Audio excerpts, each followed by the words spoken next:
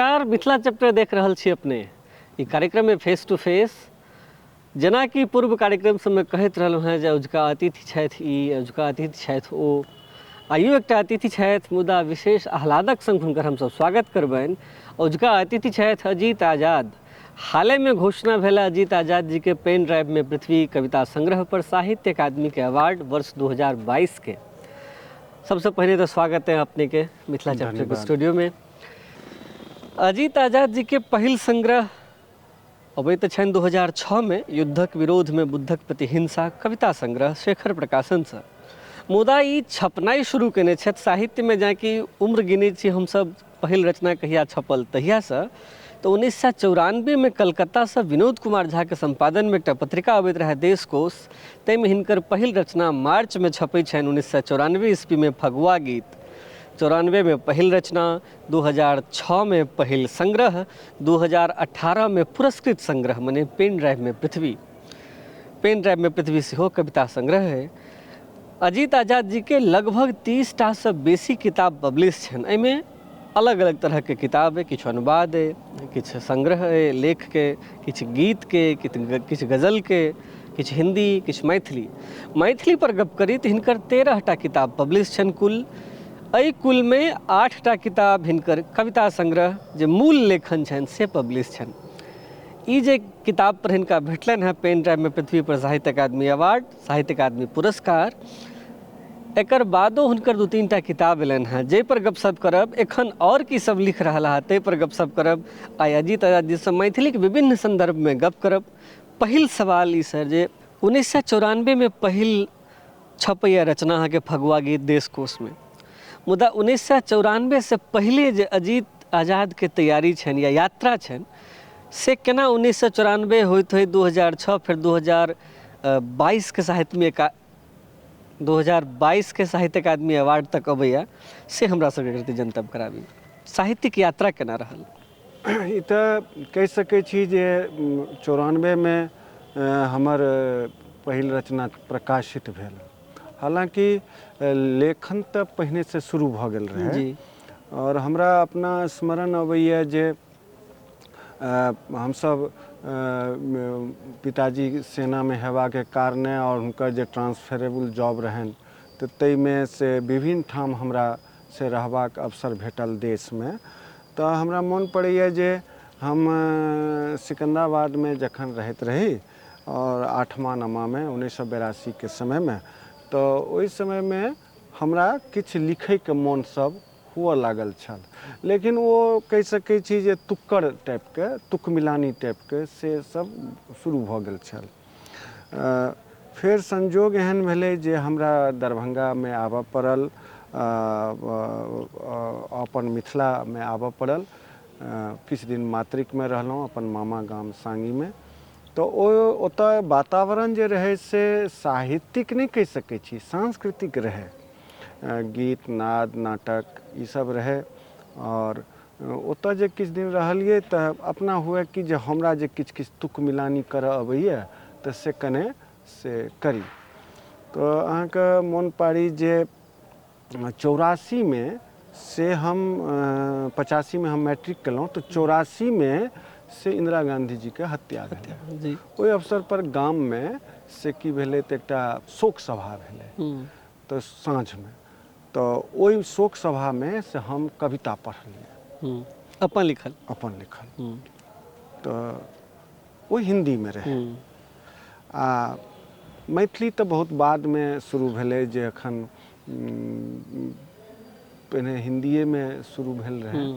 लेकिन अपना भीतर में रहे जे हमरा एतऽ जे मैथिली के कवि गोष्ठी सब होइ छै, कएटा संस्था सब नियमित बैसार करे, गोष्ठी करे, तो ओहि में से पढ़ी जाए भाग ली तो से हमरा लगते हिंदिये रचना अछि तऽ मैथिली तऽ अछि नहीं, तो केना है। तो ओहि बहाने हम मैथिली में लिखनाइ शुरू कलहुँ। और गीत और गजल हमर शुरुआती रचना सब रहे। ओहि क्रम में मंच सब पर सेहो एहन तरहक वातावरण रहे जे लेखक सब गीतकार सब अपने रचना के से प्रस्तुति दै छलखिन। तो ओहि समय में हम मंच के जो गीत सब लिखनाइ शुरू केलिए और अपने से गीत गबिए।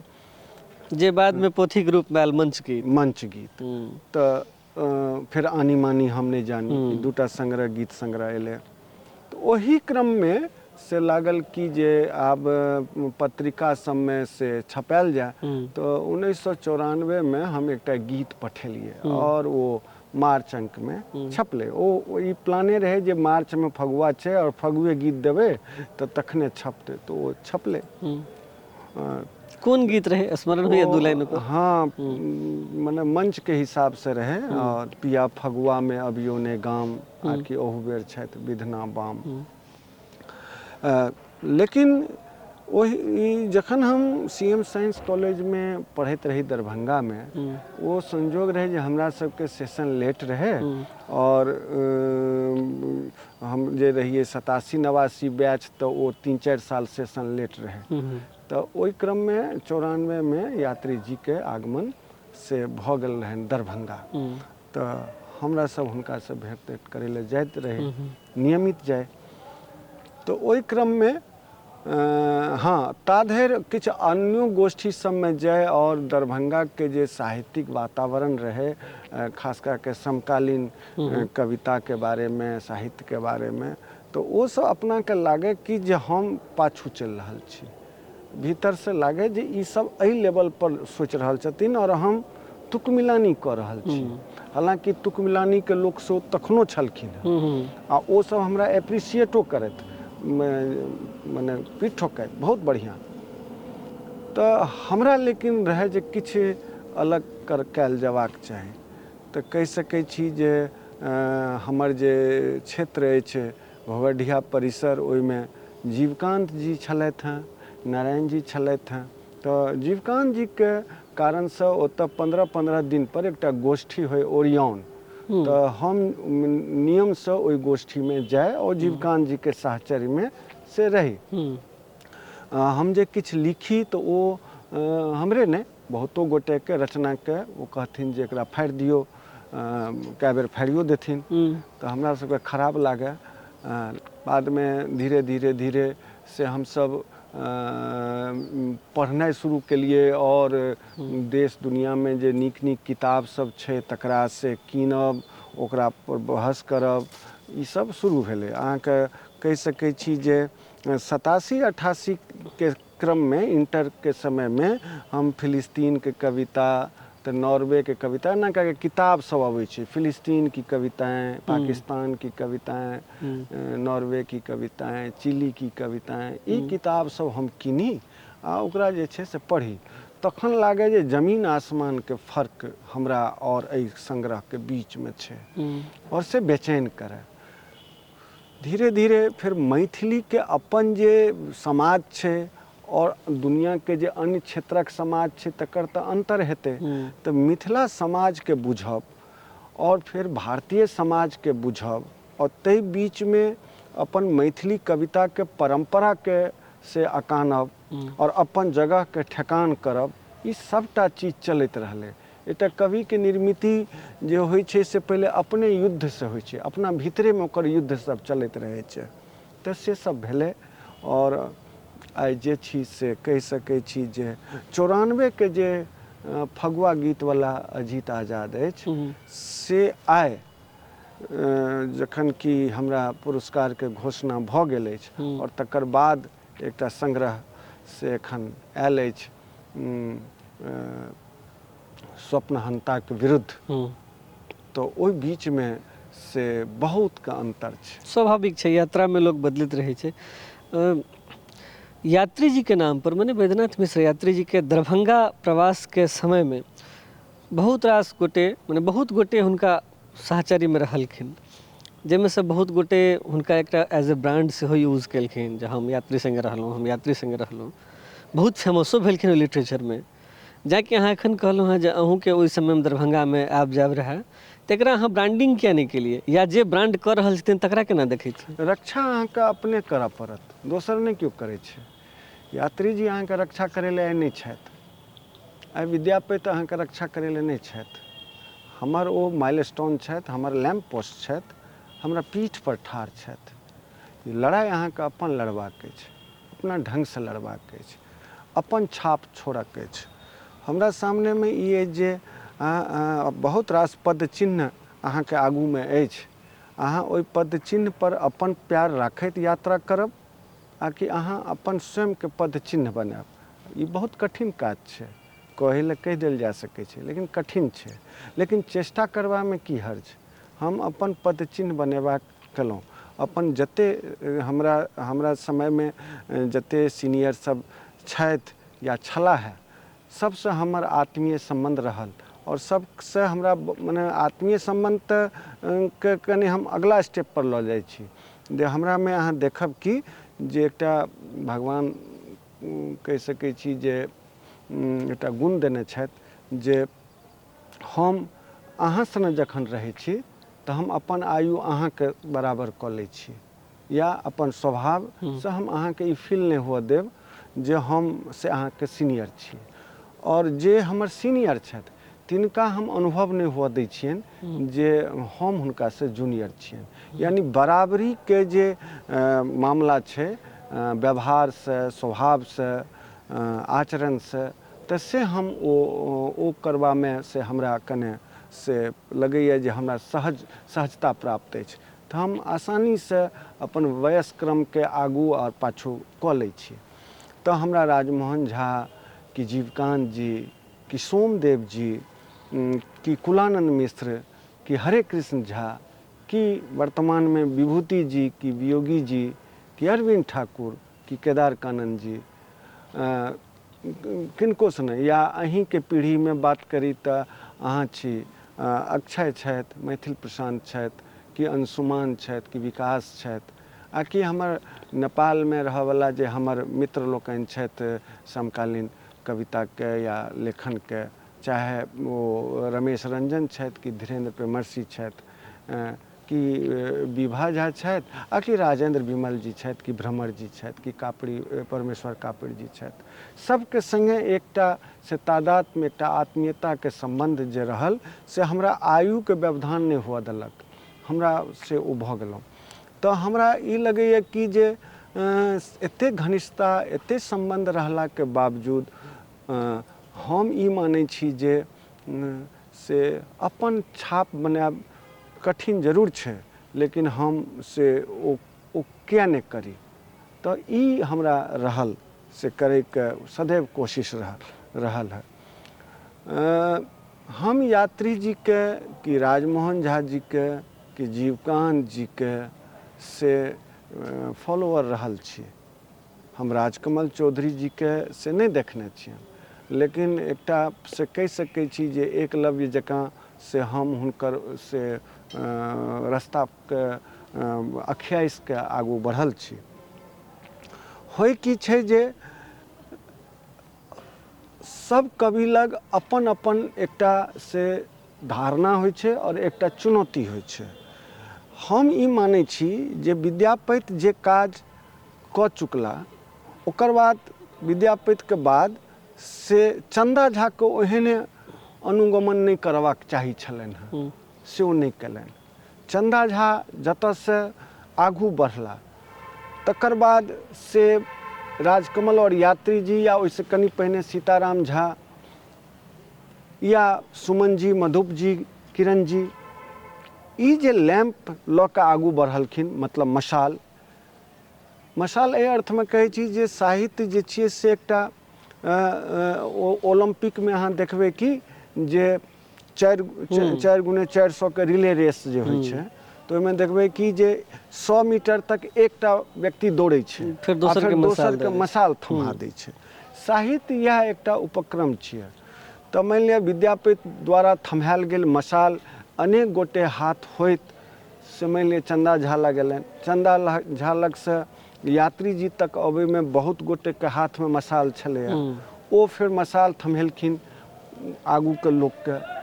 आइ मशाल हमरा हाथ में अछि, हमरो अहाँ सबके या अपन नवका पीढ़ी के ई मशाल देबाक बेर आयल अछि। तऽ एहि क्रम में हम जे यात्री जी जते दूर तक दौगला या जते काज ओ केलखिन वह चीज अगर हम करतियै आ ओहने करबै तऽ तखन से अहाँ हमरा से किया एहि कुर्सी पर बैसाब। हम जखने ओहिसँ आगू करबै तखने। साहित्य कैमरा नहीं छिए जे अहाँ एखन देखलिए जे आगू में गाछ अछि, एकटा घर अछि, ओहि पर चिड़ै अछि, ओकरा पर लिख देलिए एकटा गाछ अछि, एकटा चिड़ै अछि। अगर जो से लिखबाक अछि और यह साहित्य छिए तो सबसे पैघ साहित्यकार कैमरामैन। अहाँ मोबाइल से फोटो घींच लिया, अहाँ कैमरा से फोटो खींच लिया, वीडियो से फोटो घींच लिया तो भ गेल ओ। यथास्थिति के वर्णन करब मात्र साहित्य नहीं छिए। साहित्य यथास्थिति के सामने में राख के 10 साल, 20 साल, 50 साल, 100 साल, 1000 साल के यात्रा के रेह एकटा किरण, एकटा जुगनू, एकटा भगजोगनी रखबाक सेहो मने उपक्रम छिए। तो एहि दृष्टिकोण से हम मानै छी जे हम अपन समकालीन जे समय में और समकालीन रचनाकारक मध्य हम से कने ई लागल जे अलग करी। एखन किछु दिन पहले से हमरा दिमाग में एकटा बात आयल छल कि या तो अहाँ सबसे श्रेष्ठ भ जाओ या कने अलग भ जाओ। हम सबसे श्रेष्ठ भेलहुँ कि नहीं भेलहुँ ई हमरा नहीं पता अछि, लेकिन हमरा ई पता अछि जे हम सबसे कने अलग छी।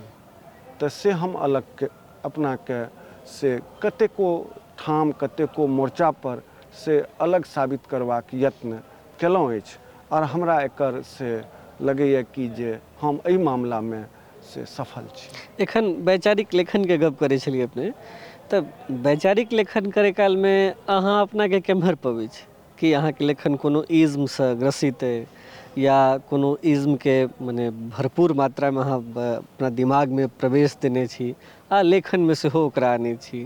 तो इज्म के केना देखै छी लेखन के संदर्भ में? देखियो ई जे समय छै, एहि समय में से इज्म के वाद के अलग अलग तरह से व्याख्या होइ छै। लेकिन एकटा मामला ई छै जे वाद एकटा रास्ता छिए।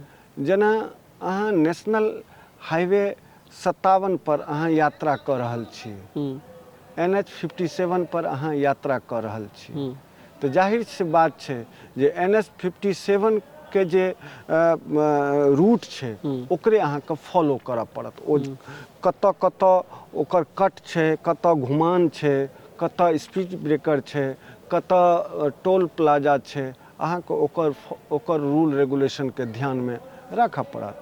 लेकिन अहाँ मान लिअ जे स्टेट हाईवे पर जा रहल छी, SH पर जा रहल छी, अहाँ एकपेड़िया पर जा रहल छी, तो ओकरो एकटा प्रोटोकॉल छै, ओकरो एकटा ट्रैफिक रूल छै। तो ओ अहाँ जा कोन रहल छी ताहि पर निर्भर करै छै। एखन सामान्यतया जे मामला छै और जाहि संदर्भ में अहाँके प्रश्न हमरा देखैत आयल अछि, तो हम ई मानै छी जे हम अपन साहित्य में और हमर फेसबुक आईडी में जहन अहाँ से हमर पूरा डिटेल देखबै तो हम ओहिमे लिखने छियै डेमोक्रेटिक लेफ्ट, माने प्रजातांत्रिक वाम। तो यही जहन हम कहै छियै तो से बहुत न्याय भैस के कहै छियै। ई कोनो पार्टी छै नहीं, ई कोनो दल छै नहीं। वाम का मतलब केवल भारतीय राजनीति के संदर्भ में हंसुआ हथौड़ा छाप या हंसुआ गहूम छाप से नहीं छै। वाम के अर्थ छै जे अहाँ एखन जे देश के चिंतन शैली छै या एकटा जे समूह चल रहल छै, ओहि समूह में जे पीड़ित, वंचित, शोषित वर्ग छै और वो भीड़ में से हाँकल जा रहल छै, तो अहाँ के कने पाछू हट के अथवा कने बामा हट के से अहाँ के ई देखबाक अछि आ ओकरा चेतेबाक अछि जे भीड़ के हिस्सा नहीं बनू, अहाँ के संगे अन्याय भ रहल है। वो अबोध छै अथवा वो बोधगरो छै तो ओकरा लग उपाय नहीं छै।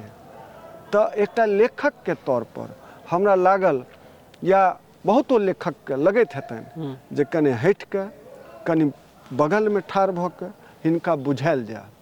और तेहन समय में जे समूह के नेतृत्व करता छै आ जे ओ भीड़ के हाँकि रहल छै, जे भीड़ में ओ एकटा से अबोध अथवा बोधगर जकरा उपाय नहीं छै सेहो ओहिमे से जबरन जबरदस्ती तरीका से ओहि भीड़ के हिस्सा बनल छै।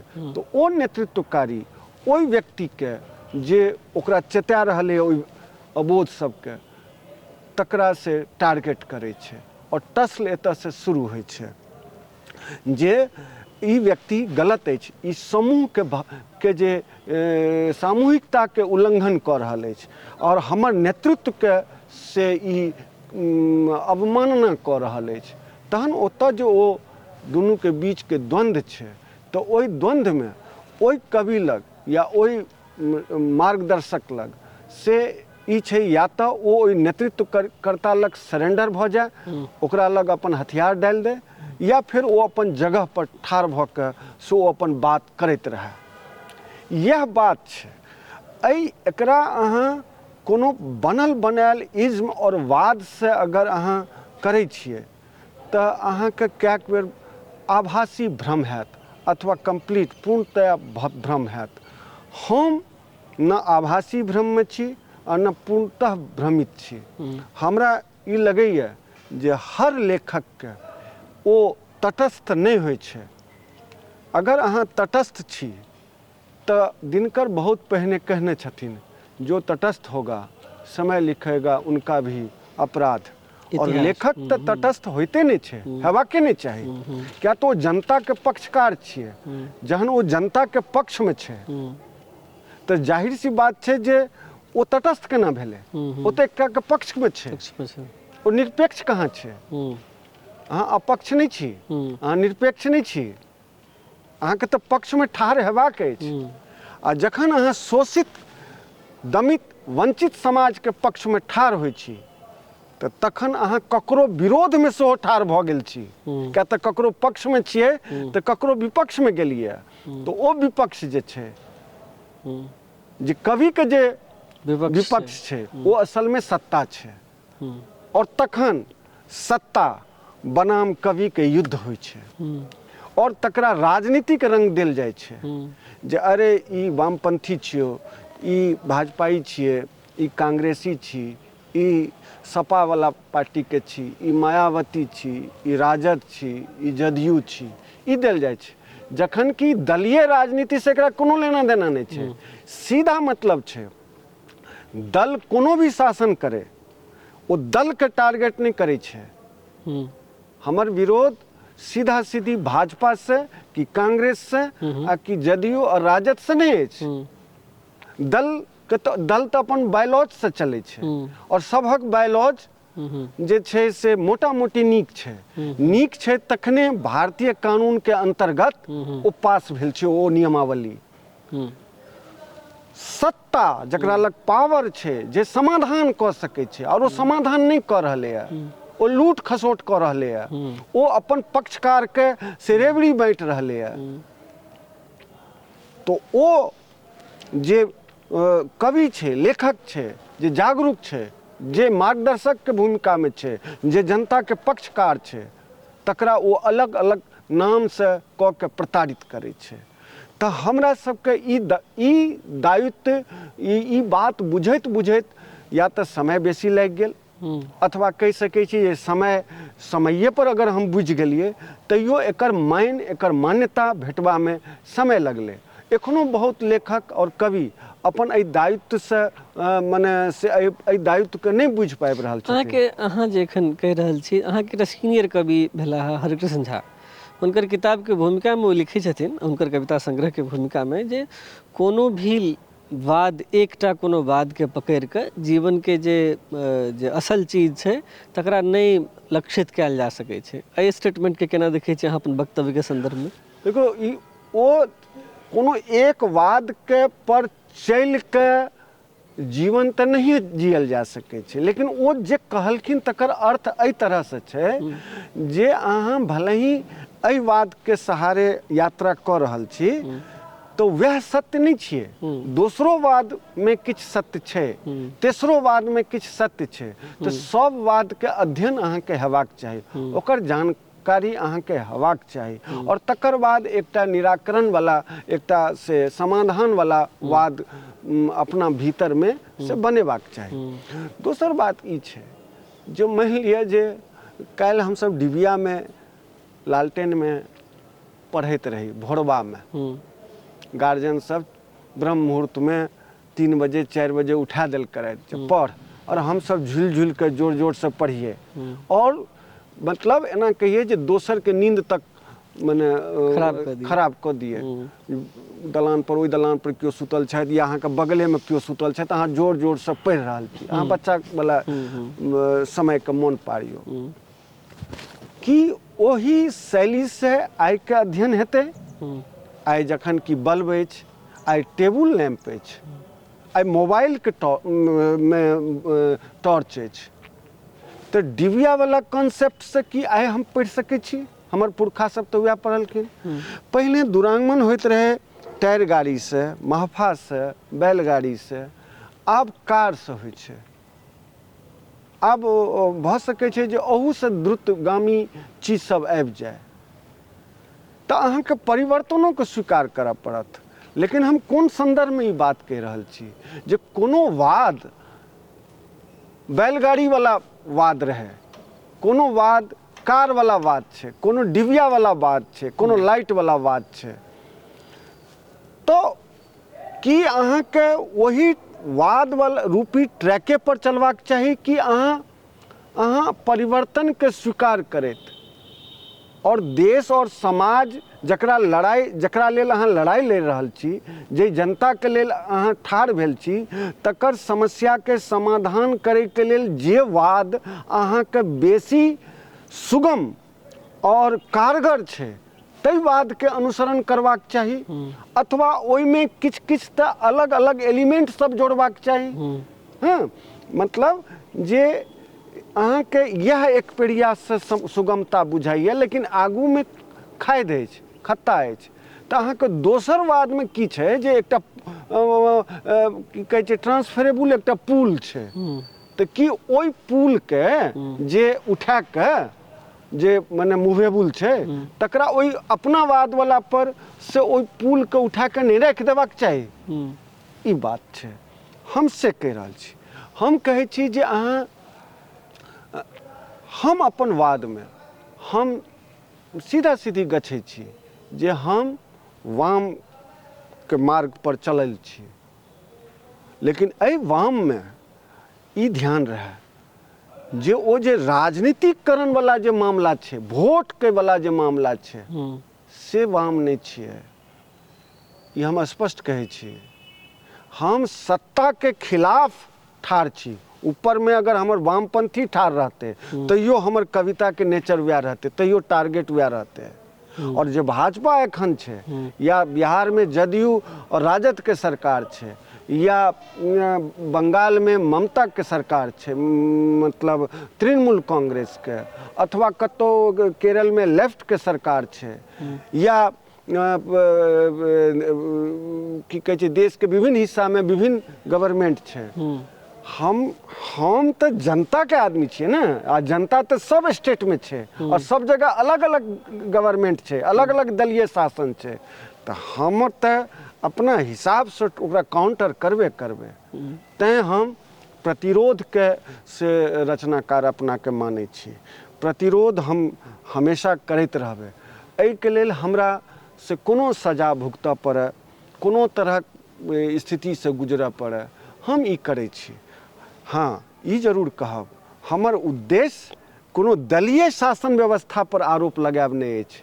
हमर उद्देश्य पावर के काउंटर करऽ के अछि। Power, not BJP, not JDU RJD, power.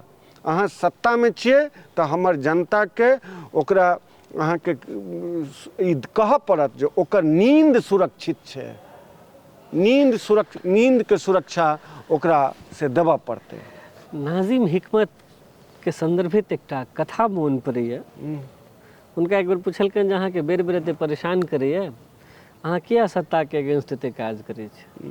तो कहलखिन जे करैया से ओ करैया, लेकिन हम एहि सत्ता की बुझाबऽ चाहै छियै जे एहि देश में कम से कम एक आदमी छै जकरा तोहर ई चालि पसंद नहीं आबि रहल छै।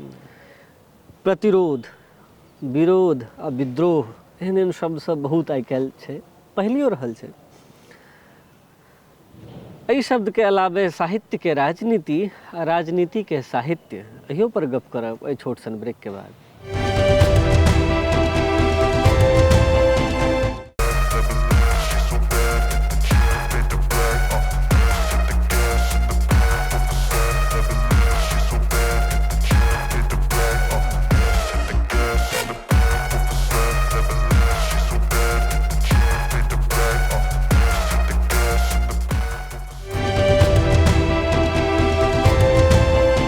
ब्रेक के बाद पुनः अपने सबके स्वागत है। ई मिथिला चैप्टर चैनल है, कार्यक्रम में फेस टू फेस।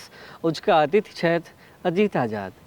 विद्रोह पर गप करैत रही, प्रतिरोध पर गप करैत रही, साहित्य में राजनीति के गप करैत रही, राजनीति में साहित्य पर गप करैत रही।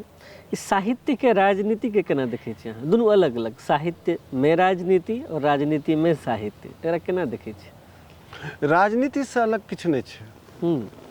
मुक्तिबोध के तो तकिया कलाम रहे, कॉमरेड तुम्हारी पॉलिटिक्स क्या है। राजनीति से अलग नहीं छै किछो। पति पत्नी के प्रेम तक में राजनीति छै। प्रेमी प्रेमिका अगर भेंट करे छै, राजनीति छै। अहाँ हमरा से गप कह रहल छी, ये राजनीति छै। राजनीति से अलग किछु नहीं छै। साहित्य में राजनीति के ठीक मानै छी अहाँ? राजनीति जहन अवश्यम्भावी छै तो वो हेबे करते। राजनीति तो खराब थोड़े छै, वो तो शास्त्र छियै। अहाँके बतबै छी जे अहाँ अगर आर्ट्स में पढ़ने हैब तो राजनीति शास्त्र एकटा किताब होइ छै, कतौ कतौ राजनीति विज्ञानो कहल गेलै है, यानी पॉलिटिकल साइंस सेहो छियै। तो शास्त्र और विज्ञान राजनीतिये के संगे जुड़ल छै। नागरिक विज्ञान नहीं कहल गेलै, नागरिक शास्त्र कहल गेलै है। लेकिन राजनीति में शास्त्रो लागल छै, राजनीति में विज्ञानो लागल छै। खराब कतऽ छै? अहाँ संकेत कऽ रहल क्षुद्रता के दिस। जहन राजनीति तो एते जरूरी छै जे अहाँ राजनीति के लेल तो एखन आब संसद बनेने छी, राजनीति के लेल विधानसभा विधान परिषद बनेने छी, राजनीति के से आब अहाँ गांव तक लऽ जाय के लेल पंचायत भवन बनेने छी। आब अहाँ ई देश में मने एकटा चुनाव आयोग छै जकर भरि साल में ओकरा चुनावेटा छै। हाँ, पूरा देश में हरदम कतौ न कतौ चुनावेटा भऽ रहलै है यार। तो ई राजनीति से अलग किछो खराब कहाँ छै? बहुत पवित्र चीज छियै।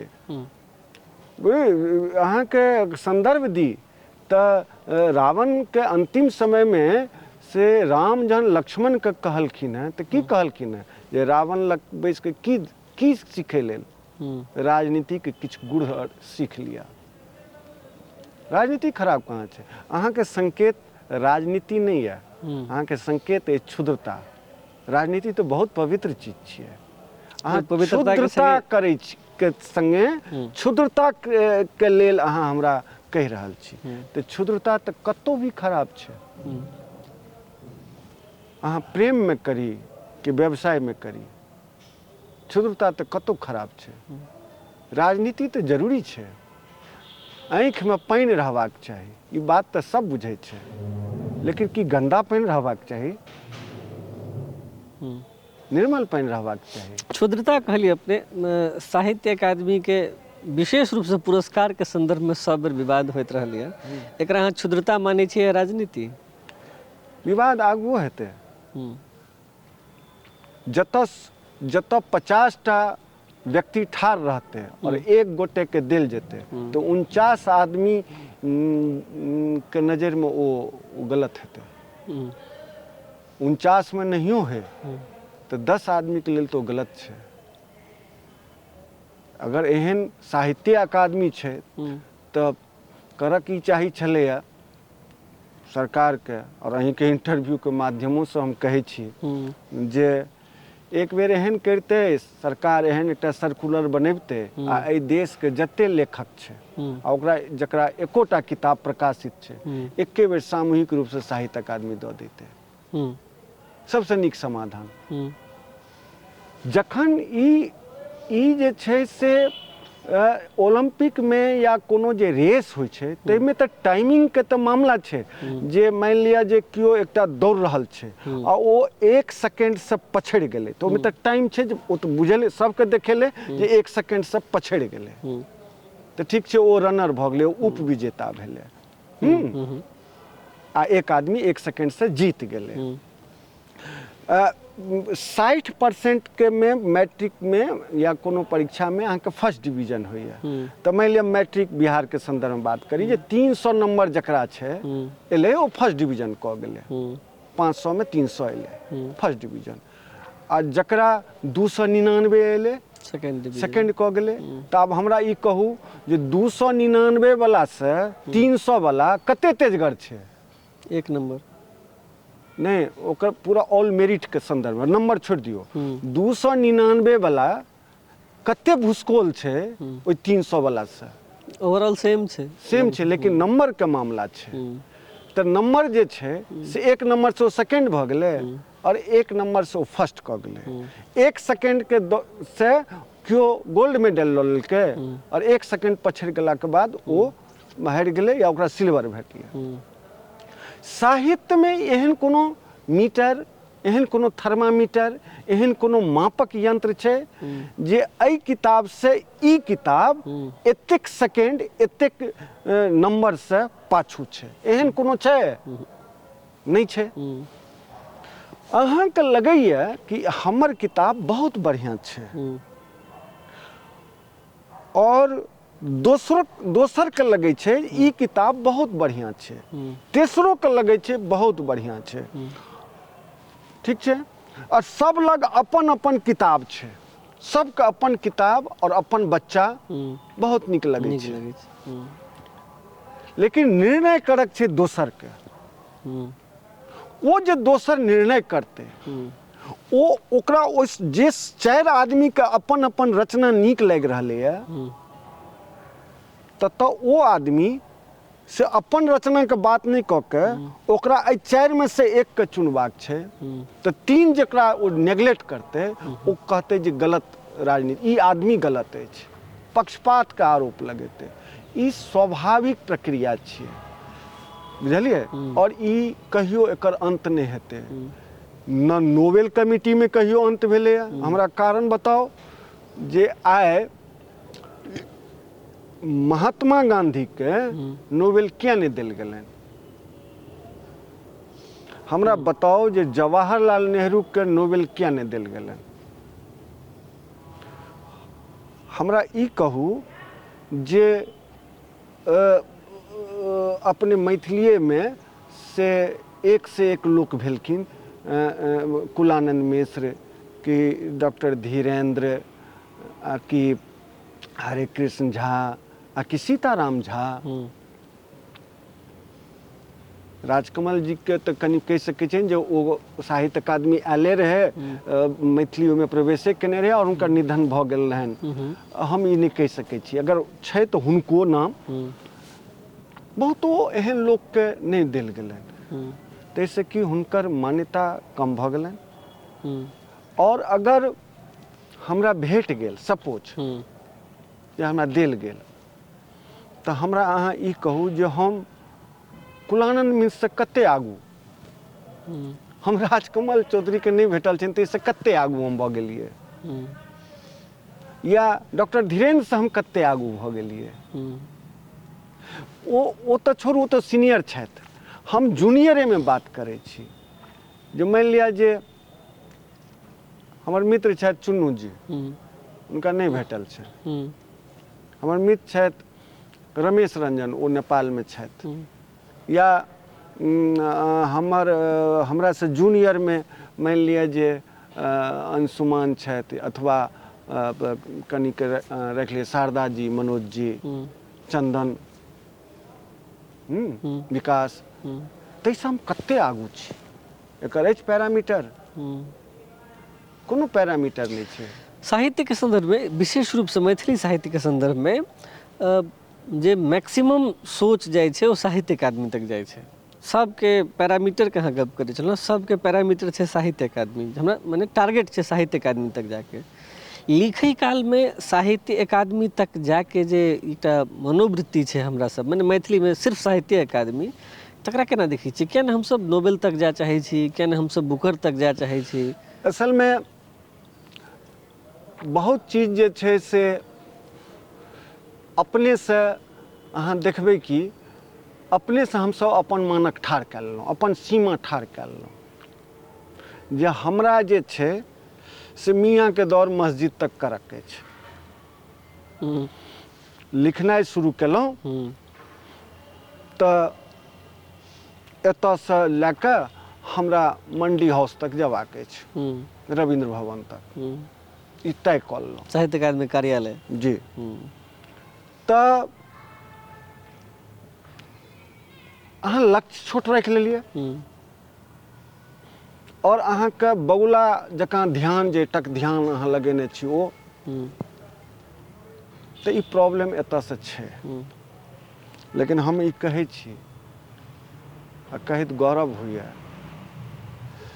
जे मैथिलीमे एहनो रचनाकार सब भेला अछि जे एहि सब चीजके नहि मानलखिन, ओ आगूके यात्रा केलखिन। आगू ओ सफल नहि भेला, हमरा लग ज्ञानपीठ नहि अछि, हमरा लग से नोबेल नहि अछि, लेकिन हमसब ओहि दिसन से अग्रगामी छी, ओहि दिसन हमसब बढ़ि रहल छी। हमर पुरखा सब ओहि दिसन यात्रा केलनि अछि। पुरस्कार तऽ संस्था जे दै छै, चाहे गवर्नमेंट वाला संस्था दे आ कि निजी संस्था सब दै छै, पुरस्कार तात्कालिक एकटा एहन प्रक्रिया छियै, ओ मूल भोजन नहीं छियै, मुख्य भोजन नहीं छियै, ओ थारी में का एकटा अचार छी मात्र, बुझलियै? ओ बस अहाँके लेखन के से एकटा स्वाद दैया, लेखन में ओहिसँ किछु नहीं छै। आब अहाँ हमरा आइ पुरस्कार दऽ के अहाँ हमरा नहीं जानै छी जे हमरा अहाँ कोन तरह से हमरा दबाव में आनि देलहुँ अछि। आब हमरा कतऽ की बाजक चाही, केना बैसक चाही, कोन बात के काटक चाही, कोन बात के नहीं काटक चाही, अपन रचना में से आब कोन बात के अनबाक छै, कोन बात के नहीं अनबाक छै। अपन रचना में जे हमर जे 8टा मैथिली के संग्रह अछि, ताहिसँ आब जे अकादमी के बाद आब जे हमर 9म 10म 11म आयत, तऽ से कहीं स्खलन के शिकार नहीं भऽ जाए, ओ पुनरावृत्ति के शिकार नहीं भऽ जाए। आ जखन कि नहीं भेटल रहितै तऽ हम धैं तऽ एकटा जिम्मेदारी के बोध कराबै छै पुरस्कार। और एहि क्रम में, एहि दबाव में अगर हम एकरा बर्दाश्त कऽ के एकरा से संतुलन या तादाद में स्थापित कऽ के लिखबै, तऽ हमरा लगैए जे हम पिछला लेखन के तुलना में आबक लेखन बहुत सटीक, कारगर और बहुत व्याप्ति वाला रेंज में लिखबै, ई छै। तऽ अपना बारे में हमरा ई लगैए कि जे साहित्य अकादमी या कोनो पुरस्कार, अहाँ देखने हैब जे अहाँ हमरा संगे समय गुजारने छी, पुरस्कार के प्रति हमर कहियो न लोलुपता रहल न किछु रहल। एते जरूर रहल जे हम जे लिखै छी तकरा से आइ ने काल्हि से मान्यता भेटतै और हमर मूल्यांकन हमर मृत्यु के बाद हैत। अहाँ हमरा कहू, मैथिली में 2019 में पेन ड्राइव के तुरंत बाद जखन हमरा लागल जे पेन ड्राइव के बाद आब हम केहन किताब लिखबै हो बाप, हम तऽ जे छलै सबटा दऽ देलियै, आब की करबै, तेसर संग्रह के स्वरूप की हेतै, तखन हमरा से लगभग एहि सोचा विचारी में 1 साल लागल कि हम पुनरावृत्ति के शिकार नहीं भऽ जाए। तखन हम मृत्यु थिक विचार लिखलहुँ। अहाँ सोचियो जो ओहि समय में से मृत्यु पर कविता लिखब और अब ओहि मृत्यु के साँचा पर अपना के घटा के लिखब, कोनो युवा के लेल, कोनो जे बूढ़ नहीं भेल होय तकर बाद ओहन लोकके लेल कतेक कष्टकारी और कतेक चीज भेल हेतै, लेकिन हम ओ लिखल कारण जे हमरा कविता लिखबाक छै, मृत्युके फील करबाक छै और ओकर बाद हमरा लिखबाक छै। हमरा ई काज 80 वर्षक अवस्थामे नहीं करबाक छै, हमरा ई 45-50 के बीच में करबाक छै, और से हम केलिए। जहन वो लिखलिए तकर बाद लागल आब हम की करबै, आब तो हमरा लग बहुत रास से चीज सब नहीं रह गेल। तखन हम से अपन गाम गेलहुँ और हम अपन गाम, अपन क्षेत्र और अपन स्थानिकता के से राष्ट्रीय संदर्भ में और अंतर्राष्ट्रीय संदर्भ में देखबाक यत्न केलहुँ। और तहन हम डंका के चोट पर कहै छियै, हाँ हम कुशकन्हा के एकटा कवि। जे कुशकन्हा के बारे में एकटा भ्रांति रहे या एक तरह से माने आरोप गढ़ल गेल छलै जे ई एतुका लोक मूर्ख, गवार, जाहिल होइए, एतुका लोक के संगे बियाह अपन बेटी के करब, उपराहर के बेटी के करब, ओकरा इनार में धकेलब ठीक, ओकरा जीवते हत्या करब ठीक। ओइ समाज के से पीड़ा, दुख, दर्द, ओकर दैन्यता, ओकर जीवटपन, ओकर उल्लास, ओकर सांस्कृतिक पक्ष, एहि सबके से सोझाँ आनब हमरा लागल जे हमर दायित्व छी, और ओ हम केलिए। जहन लेकिन ओहो चैप्टर खत्म भ गेलै तखन लगलै कि आब की करबै, ई जे आब की करबै, या फिर क्या होगा उसके बाद, फिर क्या होगा उसके बाद। एकटा कविता अहाँ सिलेबस में पढ़ने हैं जी। तो हमरा आब की करबै, जखन हम इजोरिया के व्याकरण लिखलिए, आब तकर बाद लागल आब हमरा की करक चाही। तहन हम एखन जे हमर स्वप्नहंताक विरुद्ध, हमर स्वप्न के जे हत्या कऽ रहल तकरा खिलाफ ठाढ़ भेलिए। तकर बाद आगू की करबै, भऽ सकै छै जे तकर बाद हम 0 माइल आनी, जे आब हम एतऽ से यात्रा शुरू करब 0 माइल से। अहाँ के संदर्भ में माने अहाँ के बैस के संदर्भ में साहित्यिक उम्र के ने अहाँ से बहुत रास सीनियर लोग जिनका एखन तक साहित्य अकादमी अवार्ड नहीं भेटलनि हैं, अहीं के किताब संगे औरो किताब सब छला, ताहिमे अहाँ के भेटल है, माने अहाँ के योग्य सीनियर के एखन नहीं भेटलनि हैं, अहाँ के भेटल है, तो एकरा केना देखै छी।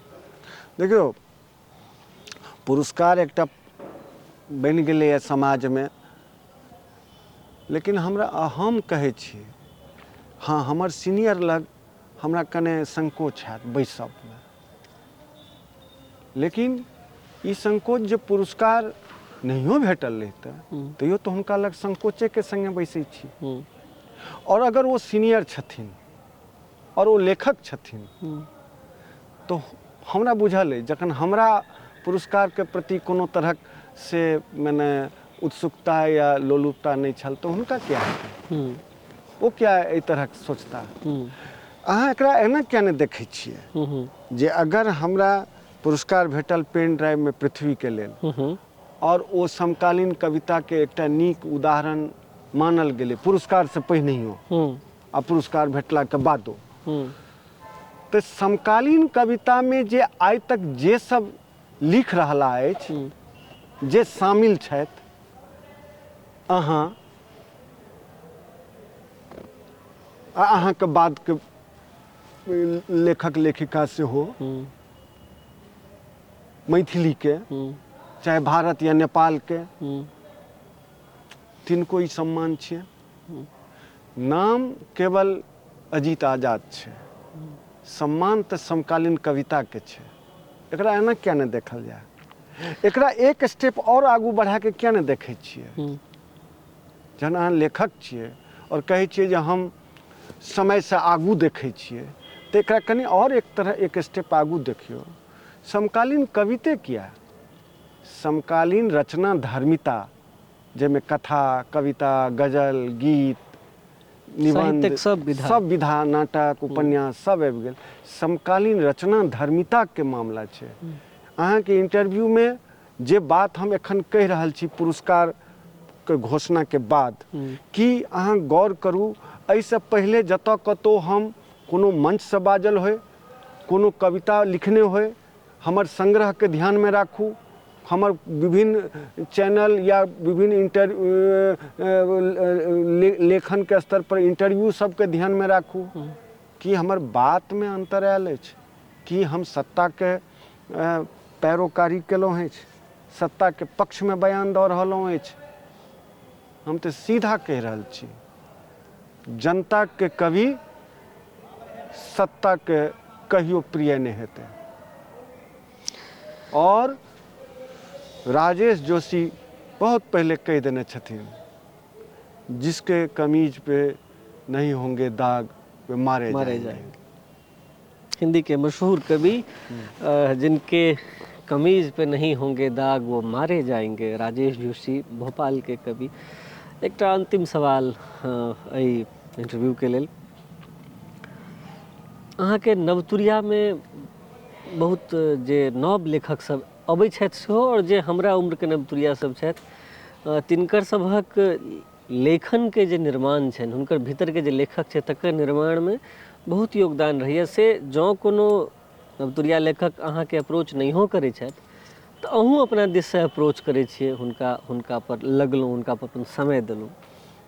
एकर रिटर्निंग केना देखै छियै साहित्य में? ई कहलहुँ ने जे शुरू में जे मसाल हमरा सौंपबाक छै, और मसाल जे छै से जखन हमरा एहि रिले रेस के आगू रखबाक छै तऽ हमर बात ककरा ई देबाक छै या ककरा लऽ कऽ चलबाक छै। तऽ एहन में से नीक लेखक, नीक कवि ओ हेतै जकर सेकेंड लाइन तैयार हेतै, सेकेंड लाइन तैयार हेतै। और अहाँके कहै छी जे हमरा से ठीक पहिलुका पीढ़ी के सेकेंड लाइन तैयार नहीं रहे। हमर पीड़ा, हमर कचोट ई छै जे अगर हमरा हटा दियो तो हमर नेक्स्ट जनरेशन, हमरा से अगला जनरेशन, माने पिछला जनरेशन, ओ जनरेशन के बाद सीधे अहाँ के जनरेशन में कूदऽ पड़तै। सिर्फ हम एकटा पुल छियै बीच में, और तखन हमरा अगल बगल लोक के ठाढ़ कए के हमर पीढ़ी के निर्माण कयल गेलै, एकटा आभासी पीढ़ी बनायल गेलै। कहाँ बनलै पीढ़ी हमरा सबके? हमर लाइन में कहाँ छै कियो? जे छै ओ पीढ़ी कहाँ बनलै? सक्कत के सब रहत अहाँ सभक संगे? बहुत गोटे रहत। हम सब जे रही से जखन आयल रही, मने 94 के अगर ध्यान में राखियो तो 90 से 2000 और 2000 से 2010 एक 20 साल के अहाँ ध्यान में राखियो।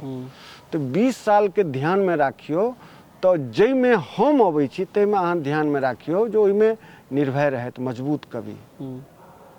जय नहीं लिख रहल छथि, जय नहीं लिख रहल छथि, हमरा बधाई देला है लेकिन लिख नहीं रहल छथि। शैली रहत, मजबूत कवि, हमरा बधाई देला है, लिख नहीं रहल छथि। हमरा संगे रहत वैद्यनाथ, श्रीधरम, ई सब लिख रहल छथि। श्रीधरम लिख रहल छथि, वैद्यनाथ लिख रहल छथि। लेकिन हिनका सबके लिखबाक जे और नौकरी जन जे व्यवस्था सब रहलनि हैं, तै में ओ गति कमतर छै आ अननोटिस्ड रह गेलै। आब नोटिस्ड में एला है। जीवन के संदर्भ में केना देखै छियै अहाँ? साहित्य आ जीवन के एक ठाम जे कयल जाय तऽ ई बहुत कठिन छै। हम तैयो बहुत हद तक दुनू के मिलबै के कोशिश केलिए। हम जे कहलके वो अदम गोंडवी के गजल छन, जो मैं ओढ़ता बिछाता हूँ वो गजल आपको सुनाता हूँ। हम अपन जीवन में सह केलहुँ। हम जे ओढ़लिए बिछलिए, हम अगर प्रेम केलहुँ तऽ हमर कविता में प्रेम अछि। हम अगर प्रतिरोध केलहुँ, प्रतिकार केलहुँ तऽ हमर रचना में प्रतिकार अछि। हम जतऽ झूठ फूस जे जेना केलहुँ हमर रचना में ओ आयत, जे सच केलहुँ ओ हमर रचना में आयत। हम अपन रचना में ओ चीज छियै। हाँ, ई जरूर कहब जे ई बहुत कठिन छै, बहुत कुर्बानी देबऽ पड़ै छै। अहाँके 50टा नौकरी छोड़ऽ पड़त, अहाँके परिवार टूटत, अहाँ अभाव में रहब। हमर बहुत रास मित्र के अपन फ्लैट छनि, अपन घर छनि, हमरा नहीं अछि। लेकिन ताहिके लेल अफसोस किया करबै? हम तो रस्ते या चुनने छियै जे हमरा किछु नहीं हेतै। हमरा तो आइ अहाँ पुरस्कार देलहुँ हम बहुत इमोशनल भऽ गेल छी, हमरा पुरस्कार अहाँ देलहुँ बड़ बढ़िआँ, लेकिन हम तऽ मानै छियै ने जे हम जहिया मरबै भऽ सकै छै जे हमरा लग पासमे केओ नहि होइ, ई भऽ सकै छै। किया? एहि दुआरे जे हम रास्ता से चुनने छियै, हमर रास्तामे मित्र बनब नहीं छै, शत्रु बनब छै। लेकिन हमरा फिर लगैया कि उसके दुश्मन हैं बहुत, वो आदमी अच्छा होगा, आदमी वो अच्छा होगा। हमरा लगैया जे हम समझौता के रास्ता पर तो नहीं चलल छियै ना, हम कमिटमेंट के रास्ता पर छियै। एही कमिटमेंट के जो नवतुरिया साहित्यकार के संदर्भ में जोड़ी तो अहाँ अपन की कमिटमेंट करऽ चाहबै अहाँ अपन नेक्स्ट जनरेशन संगे? जे हम ई नहीं कहब जे अहाँ जीवन और साहित्य में से एकम एक वो रास्ता चुनू जे हम चुनने छी, लेकिन अहाँ से एकटा संतुलन राखि के अपन कैरियर, अपन भविष्य और साहित्य एकरा देखियो। और समझौता सत्ता के संगे नहीं करब, समझौता कोनो संस्थान से नहीं करब, समझौता अहाँ अपना भीतर के कवि से नहीं करब, ओकरा छूट दियो, लिख दियो। और ओइ लिखबाक लेल, ओइ लिखबा के क्रम में जे भी कुर्बानी देबा बेर एतै ओ दियो। अगर एहि क्रम में अहाँ नष्ट भऽ जाइ छी तो हुअ दियो। बचाओ, अहाँ बचल छी और अहाँ कवि छी, ई केना हेतै? ई नहीं हेतै। अहाँ बचल छी और अहाँ लेखक छी, संभव नहीं छै। अरे कवि है और बचा हुआ भी है, ई नहीं हेतै। हम कहै छी एक स्टेप कने आगू आबि के जे अहाँ कवि छी आ किछु टुटलो छी, किछु बचलो छी। जँ एतऽ तक आबि के अहाँ काज करै छी तऽ करू, लेकिन हम अहाँके गुमराह नहीं करब। हम कहब हम जे चुनने छी, कवि जे चुनने रहथि, जो घर जा रहे अपना चले हमारे साथ। और ई रास्ता बहुत भोग सुविधा नहीं देत, बहुत कठिन है डगर पर, लेकिन हमर ई जरूर अछि, हम जीवन और लेखन में तादात्म्य यथासाध्य स्थापित करबाक चेष्टा केलहुँ अछि, आगुओ करैत रहब। बहुत बहुत धन्यवाद अजीत जी, अहाँ के समय के लेल सेहो शुभकामना A4G मीडिया परिवार मिथिला चैप्टर के समस्त टीम के तरफ से। अहाँ के ई वर्ष 2022 के साहित्य अकादमी मूल पुरस्कार के घोषणा भेला, ओकर बहुत शुभकामना। अजीत आजाद के एकटा कविता छनि जकर अंतिम दू पाँति जे दुनू हाथ से बेसी किछु नहीं, हमरा लगैए जे ई संपूर्ण लाइन छै हमरा सबके लेल, जतेक हमरा चाही ओ हमरा अपने दुनू हाथ के सीमा में हेबाक चाही। एहि सीमा रेखा पर हम अहाँ कवि जे छी वा रचनाकार जे छी से कतेक ठाढ़ रहै छी, कतेक काल तक ठाढ़ रहब, कहिया तक ठाढ़ रहब से समय कहत। एखन समय भऽ गेल इंटरव्यू से विदा लेबऽ के। अपने लोकनि देखल, बहुत बहुत धन्यवाद एहिके लेल। ई मिथिला चैप्टर चैनल है, एकरा अपने सब्सक्राइब करी, वीडियो के शेयर करी, मिथिला चैप्टर के फेसबुक पेज के सेहो लाइक करी। संजोग लागे तो मिथिलाचैप्टर.com सेहो विजिट करी। बहुत बहुत धन्यवाद।